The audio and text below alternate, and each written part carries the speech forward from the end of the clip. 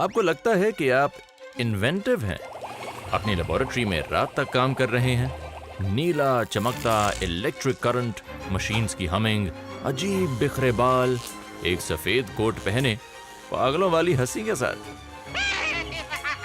क्या बस इसी चीज की जरूरत होती है? आज हम देखेंगे कुछ सबसे अच्छे, कुछ खराब और अजीबो-गरीब इन्वेंशंस हिस्ट्री में पीछे जाकर, और सीखेंगे कि कैसे हम बने एक ग्रेट इन्वेंटर अपने कल को बनाने के लिए और साथ में प्रॉफिट्स भी कमाने के लिए। दुनिया की हिस्ट्री बहुत बड़ी है, सच में बहुत ज्यादा बड़ी। तो चलिए सभी बोरिंग चीजों को छोड़कर सीधे आगे बढ़ते हैं और कुछ इंटरेस्टिंग देखते हैं। तो अपनी कुर्सी की पेटी बांध लीजिए, क्योंकि हम आपके लिए लाए हैं कुछ सरप्राइजिंग, कुछ फनी, कुछ डरावनी और कभी कभी अजीब लेकिन सच्ची कहानियां कि आखिर अतीत में लोग क्या क्या करते थे और आप सब भी ये कैसे कर सकते हैं। ये है हिस्ट्री, द इंटरेस्टिंग बिट्स।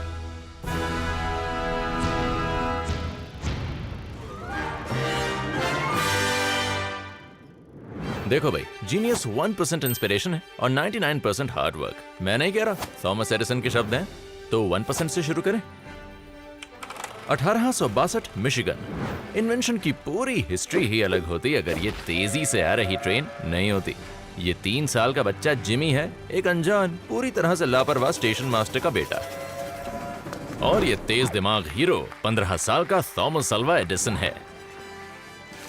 यहां से हीरो बनने की कहानी की शुरुआत होती है।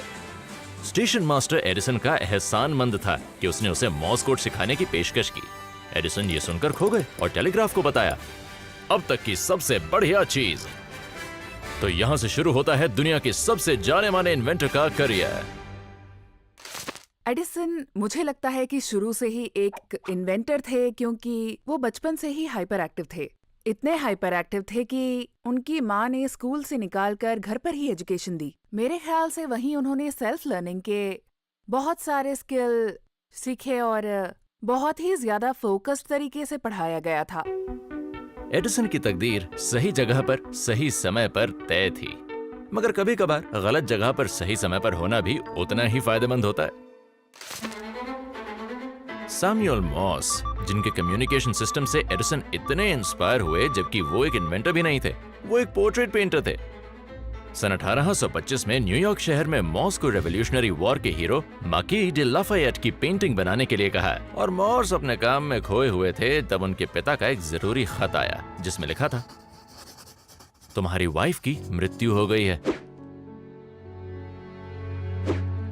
लेटर को मॉर्स तक पहुंचने में कई दिन लग गए थे और जब तक वो घर पहुंचे तब तक उनकी पत्नी के लास्ट राइट्स हो चुके थे।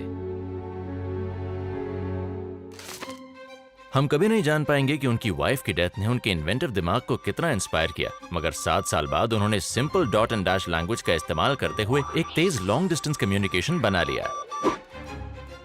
24 मई सन 1844 को मॉर्स ने वॉशिंगटन डीसी से बाल्टीमोर पहला मैसेज भेजा, जो होली बाइबल से एक लाइन थी जो उन्हें पैटेंट कमिश्नर की बेटी ने सुझाई थी। वो लाइन थी, ईश्वर ने क्या सोच रखा है। दरअसल मॉर्स ने अपनी मैग्नेटिक टेलीग्राफ कंपनी बना ली जो पूरे यूएसए में फैल गई और इससे लॉन्ग डिस्टेंस कम्युनिकेशन में एक क्रांति आ गई। फॉर्चुनेटली हमें इंस्पिरेशन पाने के लिए हमेशा किसी ट्रेजेडी की जरूरत नहीं होती। कभी कभी जो हो सकता था उसका सिर्फ ख्याल ही काफी होता है। अलेक्जेंडर माइल्स 19वीं सदी के सबसे कामयाब अफ्रीकी अमेरिकी बिजनेसमैन में से एक थे। इतने सक्सेसफुल कि डुलूथ मिनेसोटा में उनकी खुद की अपार्टमेंट बिल्डिंग थी, लेकिन बिल्डिंग के डिजाइन में गड़बड़ी थी।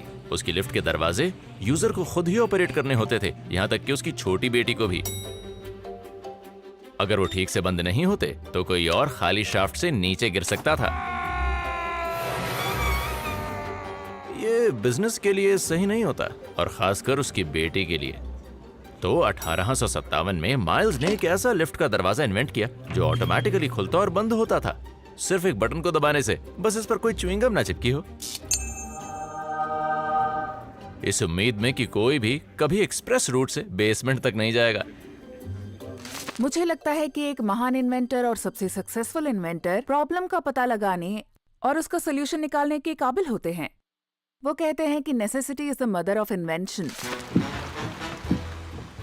और बस यही हमारी अगली इन्वेंशन को इंस्पायर करता है। 1903 में न्यूयॉर्क की कड़कड़ाती सर्दियों में मेरी एंडरसन एक ट्रॉली कार में होते हुए बर्फ से गीली हो गई थी, और वो इसलिए हुआ क्योंकि ड्राइवर ने विंडशील्ड को मोड़ दिया था, क्योंकि वो बर्फ से ढक जाती थी। जो एंडरसन को लगा वो शायद फनी था। एक आसान सी चीज जो विंडशील्ड को अंदर से साफ रख सकती थी। कोई इसे शायद विंडशील्ड वाइपर कह सकता है। कमाल है ना?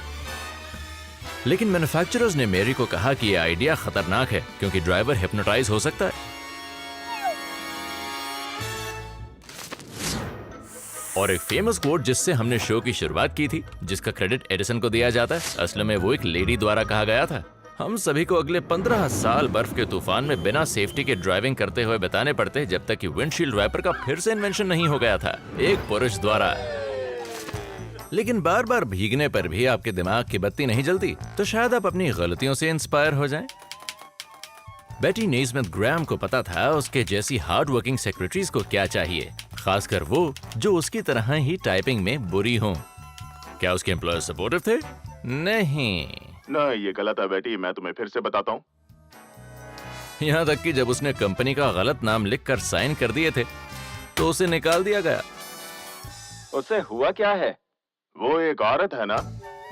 इसे एक झटके के बजाय एक सिग्नल की तरह लेते हुए उसने अपनी इन्वेंशन पर ध्यान लगाया, जो कुछ मेहनत करने वाले टाइपिस्ट्स की जरूरत थी। उसने व्हाइट पेंट को कुछ केमिकल्स के साथ मिक्स करके अपने टीनेज बेटे से उन्हें नेल पॉलिश बॉटल्स में डालने को कहा। बेटी ने अपनी कंपनी का नाम लिक्विड पेपर कंपनी रखा और आइडिया को पेटेंट कराने के लिए अपने सारे के सारे पैसे लगा दिए। 1975 तक लिक्विड पेपर साल की 25 मिलियन बॉटल्स बेच रही थी, यकीन कर सकते हैं? और उनका बेटा बीनी हैट पहना हुआ गिटार गॉड माइक नेस्मिथ था, द मंकीज का। अगर कई बड़ी इन्वेंशंस भी देखने पर ऑब्वियस लगती हैं, तो हमें कभी भी इन्वेंटर्स के किए गए एफर्ट्स, डीप रिसर्च और समझ को कम नहीं समझना चाहिए। जो कोई भी इन्वेंटिव बनना चाहता है उसे याद रखना चाहिए कि सामान पर पहिए लगाने में हमें 1 सदी लग गई। अगर आपको रोजमर्रा के काम करते हुए भी इंस्पिरेशन नहीं आती है, तो शायद वर्ल्ड इवेंट्स आपकी इमेजिनेशन को हवा दें। और इन्वेंट करने के लिए वॉर से बड़ा कोई मोटिवेशन नहीं है, मगर इसमें सिर्फ बॉम्ब्स या वॉर मशीन्स नहीं है। वॉर से wrist watches, sanitary towels, jet engines, blood plasma transfusion जैसी इन्वेंशंस हुई हैं, साथ ही कुछ और लेफ्ट फील्ड इन्वेंशंस। जेफरी पाइक एक बहुत बड़े इन्वेंटर थे। वो चाहते थे एक ऐसा एयरक्राफ्ट कैरियर बनाना जो किसी भी दूसरे शिप वेसल से ज्यादा बड़ा हो और जो कि बना हो रीइंफोर्स्ड आइस से। सही सुना, एक एयरक्राफ्ट कैरियर जो बना है बर्फ से। उन्होंने पाया कि अगर आप वुड पल्प को पानी में मिलाकर जमाते हैं तो आप एक नया मटेरियल बना सकते हैं जिसमें कि सेम टेंसाइल स्ट्रेंथ होगी रीइंफोर्स्ड कंक्रीट के जैसी। जब रीइंफोर्स्ड आइस का एक टुकड़ा, जिसे पाइक्रीट कहते हैं, उसे विंस्टन चर्चिल के नहाने के दौरान फेंका गया, जब चर्चिल वहीं मौजूद थे, तो हर कोई ये देखकर सरप्राइज था कि वो पिघला नहीं। बढ़िया, पर सैडली जेफरी के लिए किसी काम का नहीं।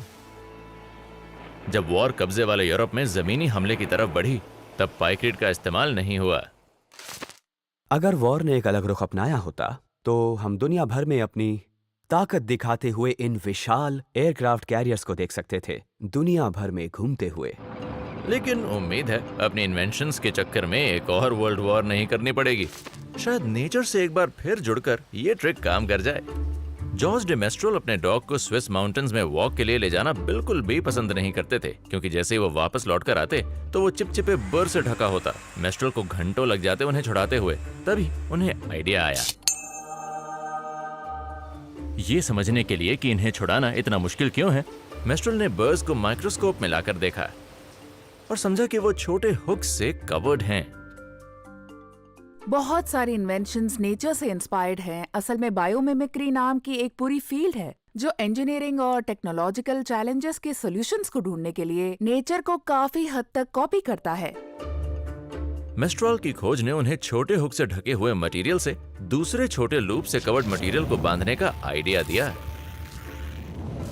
जब 1952 में उन्होंने पैटेंट ऑफिस में अपने इन्वेंशन को सबमिट किया, तो जो नाम उन्होंने पसंद किया वो 2 फ्रेंच वर्ड्स को जोड़कर बना था, वेलूर मतलब वेलवेट एंड क्रोशे मतलब हुक। वेलक्रो, जो हम में से उन लोगों के लिए एक तोहफा है जिनके पास शू लेसेस को बांधने का हुनर नहीं है। अच्छे आइडियाज अक्सर अजीब जगहों से मिलते हैं। बहुत सारे इन्वेंटर्स यही कहते हैं कि ये सब उन्हें एक सपने में आया, जो अजीब है क्योंकि आप सोच सकते हैं कि वो ज्यादा क्रेडिट लेना चाहते हैं। रशिया के डिमिट्री मेंडेलेव ये पता लगाने की कोशिश कर रहे थे कि एलिमेंट्स का कोई ऑर्डर है, जब मैंने सपने में एक टेबल देखा जहां सभी एलिमेंट्स अपनी जगह पर थे, जिस तरह से होने चाहिए थे।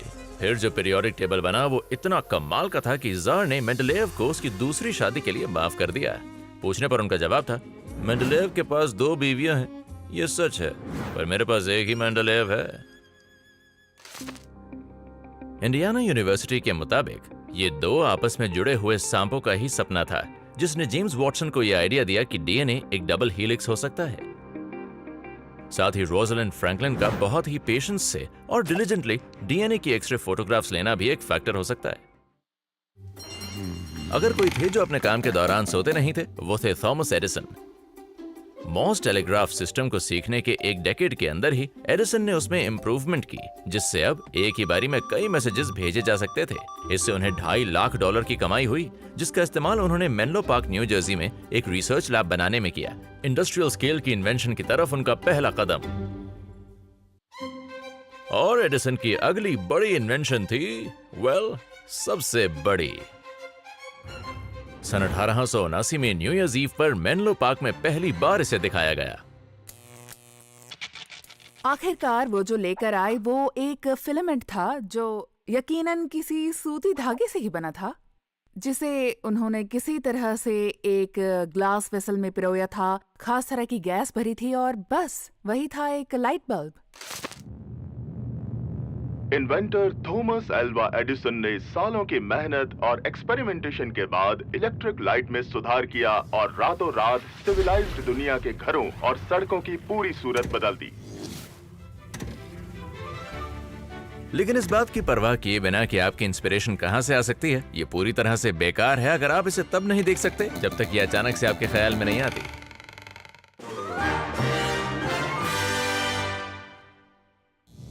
कुछ लोग हिस्ट्री में इन्वेंटिव जीनियस माने गए हैं, लेकिन इसका यह मतलब नहीं कि उनकी इन्वेंशंस उनके एक्स्ट्रॉर्डिनरी विजन का नतीजा है।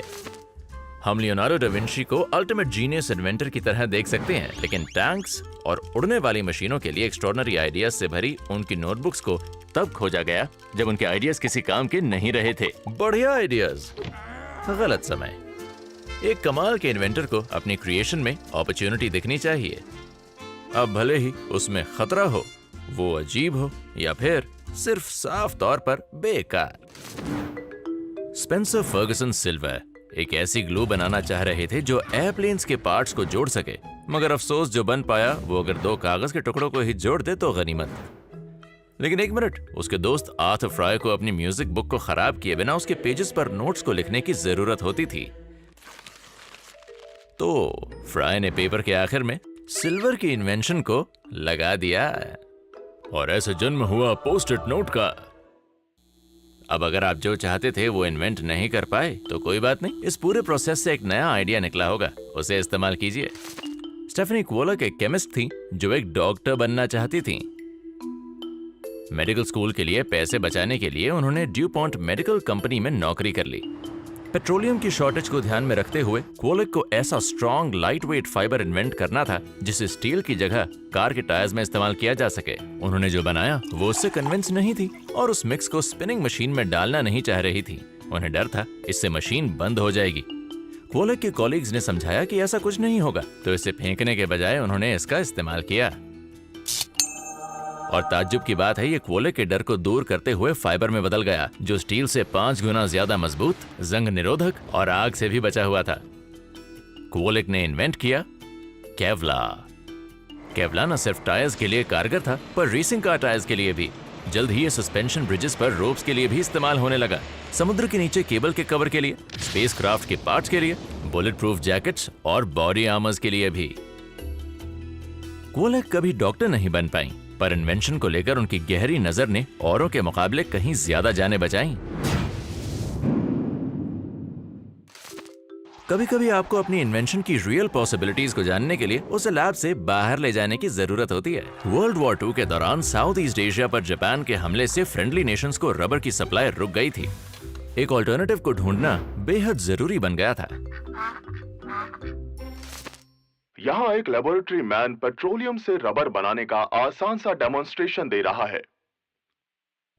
यूनाइटेड स्टेट्स ऑफ अमेरिका में इसकी रिप्लेसमेंट ढूंढने का काम कनेटिकट में GEC के स्कॉटिश इंजीनियर जेम्स राइट के पास आया। उनके सिलिकॉन ऑयल के साथ किए एक्सपेरिमेंट ने इसे एक सॉफ्ट गोई मटेरियल में बदल दिया था जो इसे बॉल की तरह रोल करने पर बाउंस करता। एक अच्छी शुरुआत, मगर अनफॉर्चुनेटली अगर इसे छोड़ दिया गया तो ये पिघल जाएगा और इससे भी अजीब, अचानक झटका लगने पर टूट जाएगा। टायर्स बनाने के लिए सही नहीं है। उस मटेरियल का कोई साइंटिफिक यूज नहीं मिल सका जिसे जेम्स दोस्तों के साथ पार्टी में मस्ती के लिए घर ले आया। इत्तेफाक से वॉर के बाद एक टॉय मार्केटियर के हाथ इसका सैंपल लग गया। ईस्टर के मौके पर उन्होंने इस मटेरियल को अंडे की शेप वाले कंटेनर में पैक किया और इसे सिली पटी नाम दे दिया। National toy hall of fame में चेकर्स और रोलर स्केट्स के बीच इसने एक जगह हासिल की। जंग ने टॉय मैन्युफैक्चरर्स के लिए बहुत कुछ किया।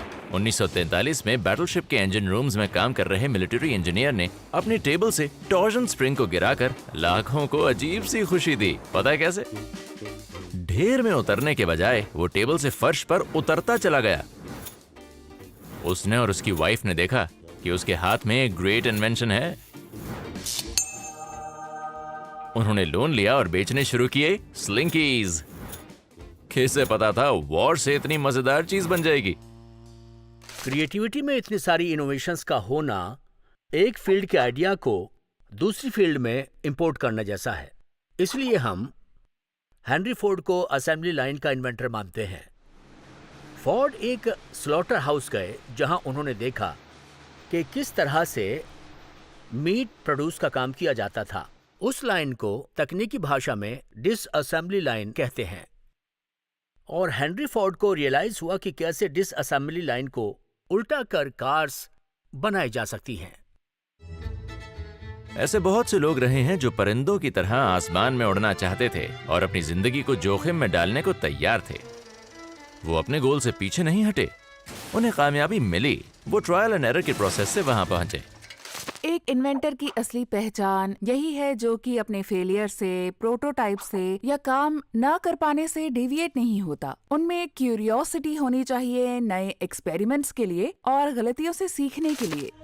मगर अपने कमाल के आइडिया को बिना किसी प्रॉपर टेस्टिंग के जल्दबाजी में करना बहुत दर्दनाक हो सकता है। माउंट्सबरी के आल्मा से मिलिए, जो 11वीं सदी के एक मंक थे जिनके पास ढेर सारा विश्वास और कुछ बेसिक इंजीनियरिंग स्किल थे।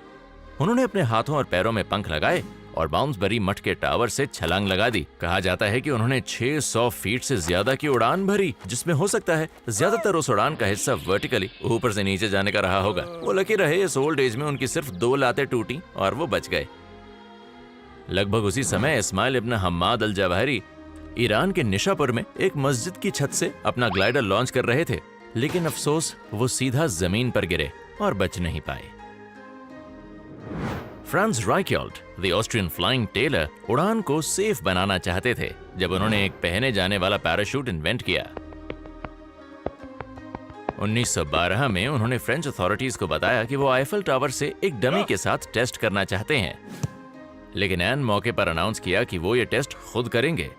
कई बार रोकने के बाद भी वो नहीं रुके और उन्होंने किया, जो अच्छा नहीं गया। ये सिर्फ यही दिखाता है कि कुछ चीजें किसी इन्वेंटर के आसमान छूने से ज्यादा मोटिवेटिंग और खतरनाक हैं। इलॉन मस्क ने स्पेस रॉकेट इन्वेंट नहीं किया, यहां तक कि इसका नाम भी उन्होंने इन्वेंट नहीं किया, लेकिन उनकी स्पेसएक्स फाल्कन रॉकेट अंतरिक्ष में नए मकाम की दौड़ में है। पास्ट के सक्सेस और फेलियर्स दोनों से ही इंस्पायर होकर और साइंस फिक्शन से भी उन्होंने रीयूजेबल लॉन्च रॉकेट्स बनाए, जिनका फायदा ये है कि हम बहुत ही कम लागत के साथ ऑर्बिट तक पहुंच सकते हैं। मैंने किया। लेकिन जबकि इंस्पिरेशन और खून पसीने की मेहनत हर इन्वेंटर की जरूरत हो सकता है, यहाँ हिस्ट्री बताती है कि कभी कभी आपको अपनी तरफ थोड़ी अच्छी किस्मत भी जरूर चाहिए।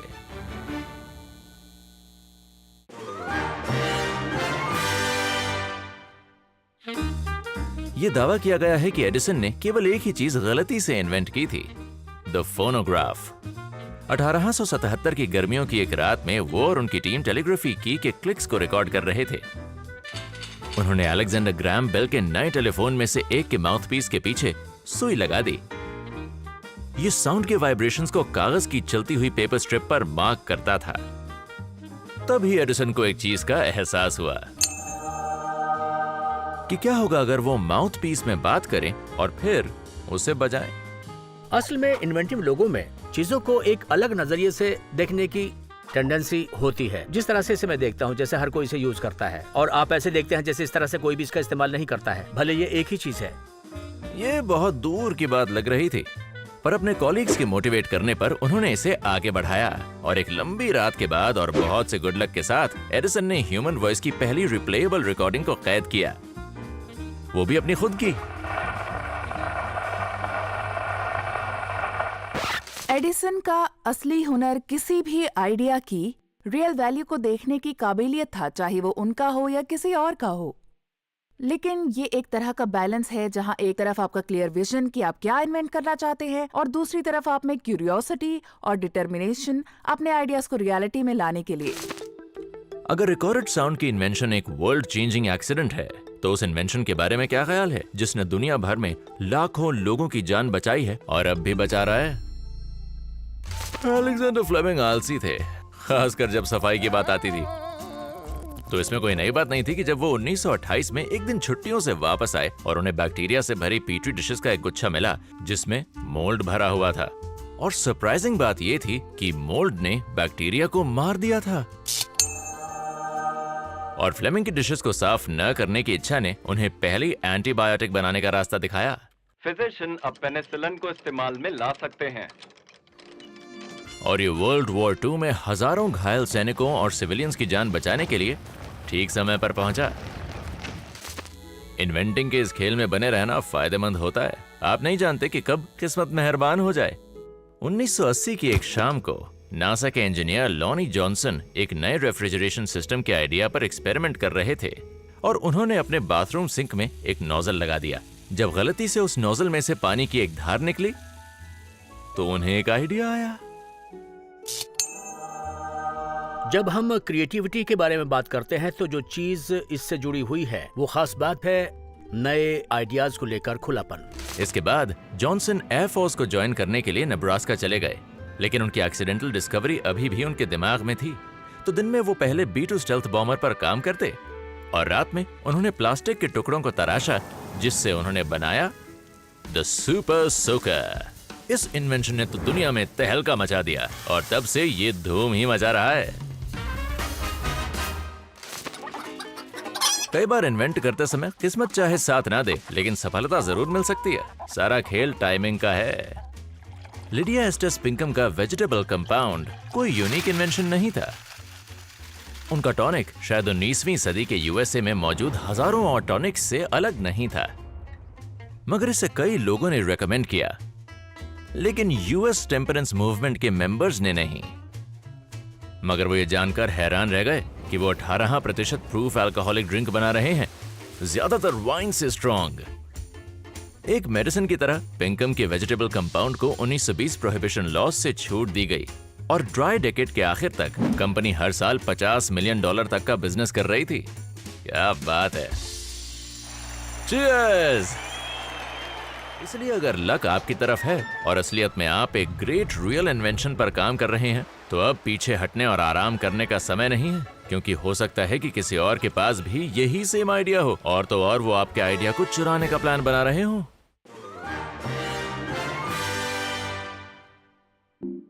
तो अगर आप नेचर से इंस्पायर्ड हैं या एक्सप्लोजन से आपकी जान बची है, फिर आप लगातार कोशिश करते रहने के इफेक्ट को नजरअंदाज नहीं कर सकते। हमारे पुराने दोस्त थॉमस एडिसन इसमें एक्सपर्ट थे। अपने लाइफ टाइम में एडिसन ने 1093 पेटेंट का वर्ल्ड रिकॉर्ड बनाया और अपनी डेथ के बाद सालों तक उस रिकॉर्ड को बनाए रखा। ऐसे कुछ आइडियाज हैं जो काम नहीं कर पाए और उन्हें फेलियर्स की तरह देखा जाता है, पर एडिसन ने कभी भी अपनी गलतियों को फेलियर्स की तरह नहीं देखा था। उन्होंने हमेशा उन चीजों से ज्यादा सीखा जो अच्छी नहीं हुई थी, बजाय उनसे जो अच्छी हुई थी। और उनमें से एक कॉन्सेप्ट था कंक्रीट से घर बनाने का। इसके काम न करने का कारण था कि लोगों को कंक्रीट के घरों में नहीं रहना था। कंक्रीट का घर बनाने के लिए मोल्ड की जरूरत होती, जो बहुत ही महंगा था, और इन सब में आपका बहुत सारा पैसा खर्च हो जाता।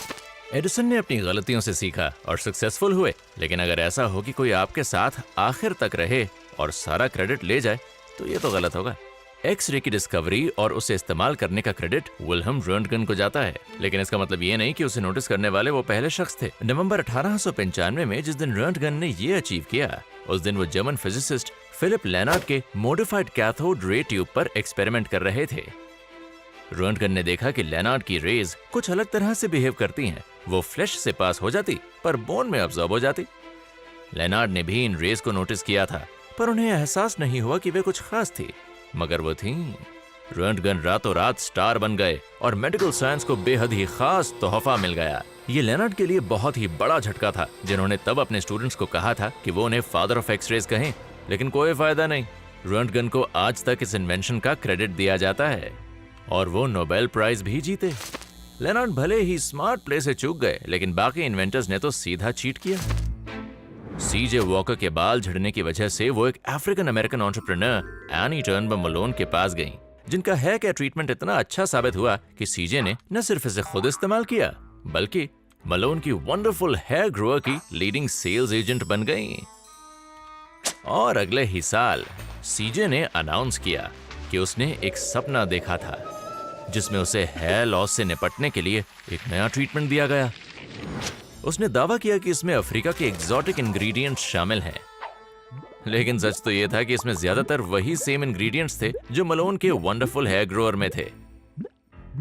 ये वाला अलग था। ये madam Walker's wonderful hair grower था। ये एक बड़ा सक्सेस बन गया, जबकि उसका पिछला बॉस पहला शख्स बना जिसने कंज्यूमर्स को वार्न किया कि इसकी नकल से बचकर रहें। कभी कभी ये किसी और के आइडिया को चुराने जितना आसान नहीं होता। अगर और किसी का आइडिया भी आपके जैसा ही हो तो क्या होगा, वो भी एक ही समय पर। कंपटीशन जरूरी है, क्योंकि कुछ नया, कुछ ऐसा करना जो पहले किसी ने भी ना किया हो, जो कि आसान नहीं है। और कुछ नया करने पर लोग हमेशा आपको गलत बताते हैं, जो वाकई बहुत मुश्किल है। इसलिए कुछ भी नया करने के लिए आपको कुछ ना कुछ इंस्पिरेशन कहीं ना कहीं से जरूर चाहिए। कभी कभी ये सब कुछ गड़बड़ा जाता है जब ये डिसाइड करने की बात आती है कि उन चीजों को इन्वेंट किसने किया जो पूरी दुनिया में रेवोल्यूशन ले आए। तो टीवी किसने बनाया? इसका जवाब आसान है। ऑब्वियसली ये जर्मन पॉल निप्को है, जिन्होंने 1884 में टेलीविजन के लिए पहला पेटेंट किया था। अगर आप ब्रिटिश हैं तो जॉन लोगी बैर्ड ने 1926 में टीवी को इन्वेंट किया था, जब उन्हें एहसास हुआ कि पिक्चर ट्रांसमिशन सिर्फ 2 निप्को इमेजेस के स्कैनिंग डिवाइसेस को एक ही स्पीड पर घुमाकर काम करता है। लेकिन फिर शायद ऑस्ट्रेलियंस इस बात को ना माने। वो कहेंगे कि हेनरी सटन का 1885 का डिवाइस ऐसा पहला डिवाइस था जो लाइट को रिसीव करता था और आगे भेजता था। लेकिन अगर ये पूरी तरह से इलेक्ट्रिक टीवी है, जैसा कि आप अभी देख रहे हैं, तब 1927 में फाइलो फार्न्सवर्थ हैं, जिनके बारे में आप जानेंगे।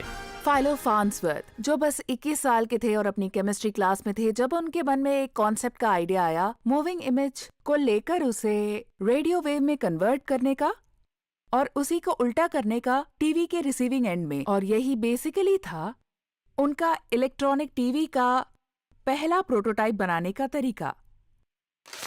एक बहुत मामूली से इंसान फाइलो तब तक इस बात को नहीं माने कि उनका इन्वेंशन एक अच्छी बात है, जब तक कि उन्होंने और 650 मिलियन और लोगों ने एक साथ नील आर्मस्ट्रांग को चांद पर चलते हुए नहीं देखा। ये इंसान के लिए एक छोटा कदम है, पर मैनकाइंड के लिए एक बड़ी छलांग है। कभी कभी कोई इन्वेंशन एक सोचा समझा बदला हो सकता है, and it should be served cold. Milk pasteurization के इन्वेंटर लुई पास्चर को सबसे ज्यादा गुस्सा इस बात से आया कि फ्रांस 1871 में फ्रांको प्रशन वॉर हार गया था। वो इतने कट्टर थे कि उन्होंने इस बात पर जोर दिया कि उनके द्वारा पब्लिश हर साइंटिफिक पेपर में ये स्टेटमेंट हो, प्रशा के लिए नफरत, बदला बदला। लेकिन पास्चर इससे बढ़कर वॉर करने को तैयार था। 1840 में जर्मन ब्रूअर्स ने यीस्ट की खेती की थी, जिससे लाइट बियर बनती थी जो बहुत बढ़िया रहती थी। उन्होंने इसे लाग कहा। जर्मन में इसका मतलब है स्टोरेज। पास्टर ने सीक्रेट को क्रैक किया और इसमें बदलाव करते हुए अपना खुद का बियर ऑफ रिवेंज बना डाला। पास्टर ने इसका प्रोडक्शन प्रोसेस हर किसी के साथ साझा किया, बशर्ते वो जर्मन ना हो। डेनमार्क की कार्लसबर्ग ब्रूअरी आज भी अपनी सक्सेस का क्रेडिट पास्टर को ही देती है। असल में खुद को लागर के साथ ना जोड़ने के बावजूद पास्टर ने अपने नए और बेहतर इन्वेंशन पर पूरी तरह से अपना दावा करके उसकी सक्सेस को अपना बना लिया। आइडिया वो होता है जो जिंदगी बदल दे। हैरी लमा एक फेमस ब्यूटीफुल मूवी एक्ट्रेस थी जिन्होंने 7 साल पहले विक्टिम की सैमसन में डिलाइला का किरदार निभाया था और एक साथ ही एक फ्रीक्वेंसी हॉपिंग डिवाइस के लिए यूएस पैटेंट 22,92,387 को जॉइंटली इन्वेंट किया था, जिसका काम वर्ल्ड वॉर 2 के दौरान रेडियो गाइडेड टॉर्पीडोज को जैम हो जाने से बचाने का था। ये ऐसी टेक्नोलॉजी है जो अभी भी लगभग हर मोबाइल डिवाइस में मौजूद है। इसीलिए हैरी का शुक्रिया अदा कीजिए कि उन्होंने हम सबको जुड़े रहने में इतनी मदद की। ये हुई दुनिया बदलने वाली इन्वेंशन। लमा को उसके वॉर टाइम इन्वेंशन के लिए 40 सालों से भी ज्यादा समय तक पहचान नहीं मिली, शायद इस वजह से कि वो असल में ऑस्ट्रियन थी। मगर असली बात तो ये है कि वो एक औरत थी। हिस्ट्री बताती है कि ऐसी बहुत सी महिलाएं हैं जिनके साइंस और टेक्नोलॉजी में कंट्रीब्यूशन को वो क्रेडिट नहीं मिलता जिसकी वो हकदार हैं। 19वीं सदी के मिड में मैकेनिकल कंप्यूटर के इन्वेंशन का क्रेडिट आमतौर पर चार्ल्स बैबेज को दिया जाता है, लेकिन वो एडा लवलेस थी, लॉर्ड बायरन की बेटी, जिसने ऐसा कुछ किया था। वो तब सिर्फ 17 साल की थी जब उन्होंने बैबेज के साथ एनालिटिकल इंजन पर काम किया था, और ये एडा थी जिसने एक्सप्लिसिट फंक्शन को कैलकुलेट करने के लिए इस इंजन का यूज करने का ये मेथड बताया, पहला कंप्यूटर प्रोग्राम। मगर जब बैबेज को क्रेडिट मिला तो एडा की हेल्थ खराब हो रही थी। 27 नवंबर 1852 को सिर्फ 36 साल की उम्र में उनकी डेथ हो गई। अफसोस एडा को कभी पता नहीं चल पाएगा कि जिस काम को उन्होंने लीड किया वो मॉडर्न वर्ल्ड के हर पहलू को कैसे शेप दे रहा है। अब जानते हैं कि कैसे वो पहचान मिले जिसके आप हकदार हैं।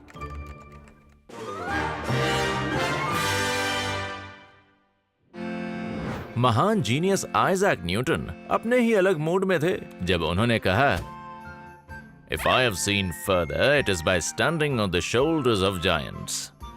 न्यूटन इन्वेंशन की दुनिया से खास तरह से जुड़ी चीज को डिस्क्राइब कर रहे थे। हम शायद ही कभी उन लोगों की इनक्रेडिबल अचीवमेंट्स और इंजीन्यूइटी पर ऐसी हिस्ट्री बना पाते जो पहले जा चुके हैं। अब आप ये बताइए कि आप उन ग्रेट्स में से कैसे बनेंगे जो अपने जीनियस इन्वेंशन के लिए हमेशा ग्लोरीफाई होते रहे, या कम से कम उन्हें वो रिकॉग्निशन मिले जिसके वो हकदार हैं। बीते वक्त में आपको शायद बड़े नामों से नवाजा गया हो, यहाँ तक कि किसी किंग से रिवॉर्ड भी मिला हो जो ये दिखाना चाहते हो कि वो कितने प्रोग्रेसिव हैं। जब इंग्लैंड के जॉर्ज III लाइटनिंग रॉड्स और इंडिपेंडेंस पर होने वाले ट्रांस अटलांटिक डिस्प्यूट्स में शामिल नहीं होते थे तो वो साइंटिस्ट्स पर पैसा खर्च करने वाले बहुत ही शौकीन इंसान होते थे, जैसे विलियम हर्शल की तरह, जिन्होंने दुनिया की अब तक की सबसे बड़ी दूरबीन बनाई। 19वीं सदी में फ्रांस के एम्परर को कुछ मॉडरेट कंसर्न्स थे। लुई नेपोलियन III ने इन्वेंटर्स से कम प्रॉस्पेरस क्लासेस के लिए बटर का सब्स्टिट्यूट बनाने का एक बेहतरीन कंपटीशन ऑर्गेनाइज किया। सिर्फ एक एंट्रेंट हिप्पोलिट मेजमूरिये के पास इसे जीतने का अच्छा मौका था, जबकि उनकी रेसिपी काफी अजीब थी। उन्होंने बीफ, पानी और minced sheep stomach, chopped animal udder, sodium bicarbonate और कुछ दूध के साथ मिलाया। यम्मी। उनकी ओलिव मार्जरीन, जो बाद में मार्जरीन के नाम से जानी गई, उसने कंपटीशन जीता। फ्रेंच इसे खरीद नहीं रहे थे, लेकिन इसने ब्रिटिश बाजार में बहुत अच्छा किया। अगर आपके पास रॉयल फ्लेवर और मरे हुए जानवर नहीं पहुंचे हैं तो शायद पेटेंट ऑफिस आपको हिस्ट्री में एक जगह जरूर दिलवा देगा। हो सकता है आपको अपने अलावा वहां और भी लोग मिल जाए। यूएसए में 1965 तक पेटेंट एप्लीकेशंस हर साल 100,000 तक पहुंच गए थे। 1996 तक ये अब 200,000 से ज्यादा हो गए थे। 2010 तक मोर देन 500,000, और ये बढ़ता ही जा रहा है। शायद अपने इन्वेंशन को पेटेंट न कराना भीड़ से अलग दिखने का बेहतर तरीका है। जुडा फोकमैन एक एक्स्ट्रा ऑर्डिनरी डॉक्टर थे और एक कैंसर रिसर्चर, लेकिन पहले उन्होंने सर्जन बनने से शुरुआत की। वो 20 साल की उम्र में हार्वर्ड मेडिकल स्कूल गए। मेडिकल स्कूल में अपने सेकेंड ईयर के बाद वो रिसर्च करने के लिए 1 साल की छुट्टी लेते हैं, जो कि अमूमन नॉर्मल होता है। तो अपनी छुट्टी के ही साल में वो पेसमेकर इन्वेंट करते हैं और पहला कमर्शियली अवेलेबल पेसमेकर 3M अपने डिजाइन के बेस पर लॉन्च करता है, जिसको डॉक्टर फॉकमैन ने पेटेंट नहीं कराया क्योंकि उनका मानना था कि पब्लिक हेल्थ में इस कंट्रीब्यूशन के लिए प्रॉफिट बिल्कुल नहीं लिया जाना चाहिए। इससे कोई फर्क नहीं पड़ता कि आपका दिल कितना बड़ा है। आज के जमाने में आप एक जीनियस हो सकते हैं जिनके इन्वेंशंस ने हम सभी के जीने और काम करने के तरीके को आसान कर दिया है, और फिर भी ज्यादातर लोग आपके बारे में नहीं जानते। जैसे कंप्यूटर के इस ग्रेट पायनियर की तरह। नहीं, ये नहीं, ये भी नहीं। हम बात कर रहे हैं डग एंगलबर्ट की। और मैं ज्यादातर इसी मीडियम के जरिए आपके पास आऊंगा। स्टैनफोर्ड में बेस्ड एंगलबर्ट की टीम ने किसी भी साइंटिस्ट की तरह LSD और ग्रेटफुल डेड से इंस्पिरेशन ली थी। 9 दिसंबर 1968 को, जिसे the mother of all demos के नाम से जाना गया, उनकी टीम ने पहली पूरी तरह से इंटीग्रेटेड कंप्यूटर हार्डवेयर और सॉफ्टवेयर सिस्टम का डेमोन्स्ट्रेशन दिया, जिसमें कोलैबोरेटिव एडिटिंग, एक डेस्कटॉप, रिसाइजेबल विंडोज के साथ हाइपरटेक्स्ट, ग्राफिक्स, और फाइनल सरप्राइज के तौर पर एक नया इनपुट डिवाइस भी शामिल था, जिसे मजाक में माउस कहा गया। सब एक ही दोपहर में 1968 में। मेरे ख्याल से कंटेम्प्रेरी इन्वेंटर्स के बारे में आज जो इंस्पायरिंग बात है वो ये है कि उनके आइडियाज इतने रैडिकल होते हैं कि सोचना मुश्किल होता है कि क्या ये वाकई सच भी हो सकते हैं। एंगलबर्ट को अपनी अचीवमेंट्स के लिए रिकॉग्निशन मिलने में कई दशक लग गए, लेकिन 2013 में उनकी डेथ से पहले कम से कम वो उस दुनिया को देख सकते थे जिसका सपना उन्होंने 45 साल पहले देखा था और जिसे बनाने में मदद की थी। लेकिन अगर हमें अपने लाइफ टाइम में कुछ पहचान मिलती भी है तो ये बिल्कुल वैसी नहीं हो सकती जैसी हम उम्मीद कर रहे थे। टॉय इन्वेंटर्स के लिए खास तौर से काफी मुश्किल होती है। लोग अपने बच्चों को प्यार करते हैं और उन्हें कोई नुकसान पहुंचे ऐसा वो देख नहीं सकते। आप एक खतरनाक खिलौना बनाएं और आपको गलत कारणों से पहचाना जा सकता है, याद रखिएगा। और कुछ चौंकाने वाले हुए भी हैं। 1950 Gilbert U-238 atomic energy laboratory बच्चों के लिए एक केमिस्ट्री सेट था जिसमें रियल रेडियो एक्टिव मटेरियल्स थे और एक मददगार कॉमिक बुक बताती थी कि एटम को आप कैसे अलग कर सकते हैं। ये नहीं बिकी, जो शायद कुछ ज्यादा ही अच्छी बात हुई। और आइए 1940 के ऑस्टिन मैजिक पिस्टल को ना भूलें, जिसे पिंग पोंग बॉल्स को फायर करने के लिए डिजाइन किया गया था, लेकिन इसमें कैल्शियम कार्बाइड एक्सप्लोजिव था। मैजिक पिस्टल इतनी खतरनाक साबित हुई कि कुछ अमेरिकन स्टेट्स ने इसे एक्चुअल फायरआर्म की कैटेगरी में रखा। अब हर कोई अपने डेडली इन्वेंशन से अपना नाम अलग नहीं कर पाता और हॉल ऑफ फेम आसानी से हॉल ऑफ शेम बन सकता है, याद रखिएगा। आइए सबसे पहले उस बेहद खराब शख्स को रास्ते से हटाएं। जे. रॉबर्ट ओपेनहाइमर पहले न्यूक्लियर वेपन के रिसर्च और डिजाइन के लिए बनी लॉस एलमोस लेबोरेटरी के डायरेक्टर थे। इससे उन्हें बदकिस्मत father of the atomic bomb का टाइटल मिला। ओपेनहाइमर और भी ज्यादा सेल्फ क्रिटिकल थे। इसलिए जब ओपेनहाइमर ने ट्रिनिटी टेस्ट देखा, जो न्यूक्लियर वेपन का पहला विस्फोट था, तो उन्होंने कहा, मैं दुनिया का विनाशक मौत बन गया हूँ। वो महान हिंदू ग्रंथ भगवत गीता का भी हवाला दे रहे हैं। इन्वेंशन से दुनिया बदल जाती है। इन्वेंटर्स को सही और गलत की परख होनी चाहिए क्योंकि उनके इन्वेंशंस के नतीजे हिस्ट्री में हमेशा गूंजते हैं। ओपेनहाइमर की बदकिस्मती, वो हिस्ट्री में उस चीज के इन्वेंशन के रूप में दर्ज हो गया है जिसके लिए हम में से बहुत से लोग नहीं होना चाहेंगे, लेकिन कम से कम इसे ओपेनहाइमर बम नहीं कहते। बेचारे ओल्ड जोसेफ गिलोटिन को आज तक याद किया जाता है। पता है क्यों? यही तो है, द गिलोटिन। सिवाय इसके कि गिलोटिन ने इसे इन्वेंट नहीं किया, उन्होंने ये सजेस्ट किया था कि अगर एग्जीक्यूशन होना ही है तो इसे जितना पॉसिबल हो उतना क्विक और पेनलेस बनाया जाए। शुरुआत में इस मशीन को इसके एक्चुअल इन्वेंटर्स ने लुईजेट नाम दिया, जो इन्हीं में से एक इन्वेंटर आंटवान लुई के नाम पर था, लेकिन यह नाम टिका नहीं। हर किसी के दिमाग में जो बात घर कर गई वो थी डिवाइस के साथ गलत तरीके से जुड़े गिलोटिन के बारे में लिखा गया एक कॉमिक सॉन्ग। एक सॉन्ग की वजह से मैन और मशीन को अब कोई अलग नहीं कर सकता, और आज उन्हें फ्रांस में पहला वैक्सीनेशन शुरू करने के लिए याद नहीं किया जाता है, बल्कि मौत देने वाली ऐसी मशीन के लिए याद किया जाता है जिससे उनका कोई लेना देना ही नहीं था। फ्रांस में गिलोटिन से आखिरी बार फांसी 10 सितंबर 1977 को दी गई थी। इतनी जल्दी हार न मानो। हर इन्वेंटर लाइफ के नुकसान से नहीं जुड़ा होता है। एक मौका है, छोटा सा ही सही, जो शायद हमेशा के लिए हमें फेमस कर दे। यहाँ एक ऐसा शख्स है जिसका फेम इस दुनिया में ऐसे कायम है जैसे एक रबर टायर की पकड़ किसी रोड पर। जी हाँ, ये हैं mister Charles Goodyear. Charles Goodyear ने एक इन्वेंटर बनने के लिए अपने परिवार को गरीबी में धकेल दिया। वो एक तरीका ढूंढ रहे थे कि रबर को हार्ड कैसे किया जाए, क्योंकि जब किसी पौधे से रबर निकलता है तो वो काफी चिपचिपा होता है। तो जरूरत ये थी कि हार्ड कैसे किया जाए इसे, और किसी तरीके से इस शख्स ने कर लिया। गुडियर रबर और सल्फर के मिक्स के साथ एक्सपेरिमेंट कर रहे थे जब गलती से वो मिक्स कुछ स्टोव पर गिर गया, जहां ये एक हार्ड रबर में बदल गया। इस प्रोसेस को अब हम वल्कनाइजेशन कहते हैं, और बाकी बहुत ही प्रॉफिटेबल हिस्ट्री है।